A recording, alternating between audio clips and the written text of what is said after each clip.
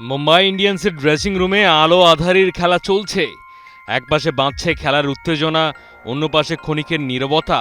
হার্দিক পান্ডিয়া নতুন মৌসুমে অধিনায়কের দায়িত্ব হাতে নিয়ে প্রবল আত্মবিশ্বাসের সঙ্গে দাঁড়িয়ে আছেন, কিন্তু তার চোখে যে এক অদ্ভুত তাড়া, সেটা বুঝতে আর কারো বাকি নেই। গত আইপিএলে মুম্বাই ইন্ডিয়ান্স এতটা নিচে নামেনি কখনোই। 2024-এর আইপিএল টুর্নামেন্টে তাদের পারফরমেন্স ছিল হতাশাজনক। এমনকি হার্দিকের অধিনায়কত্ব শুরুতে অনেক প্রশ্নের মুখে পড়েছিল। রোহিত, সূর্য, বুমরা এই নামগুলো যখন আমার পাশে থাকে আমি নিজেকে ভাগ্যবান মনে করি, হার্দিক জানালেন। তিনি নিজেই বলেন, যত বড় চ্যালেঞ্জই আসুক তারা আমাকে উৎসাহিত করে, সাহস দেয়।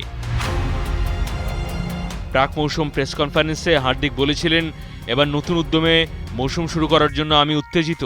হার্দিকের চোখে একটা নতুন আলো জ্বলে উঠেছে। এই নতুন মৌসুম, নতুন দায়িত্ব, নতুন চ্যালেঞ্জ তাকে আরও শক্তিশালী করেছে। আমি চাপ নিতে শিখেছি, প্রতিদিন কিছু নতুন শিখছি, নিজেকে আরও উন্নত করতে চাই, তিনি প্রেস কনফারেন্সে বললেন।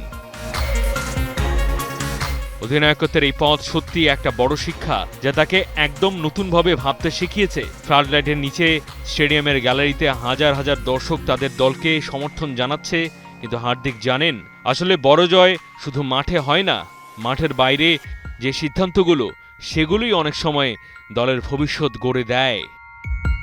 মাহাদি হাসান, ৭১।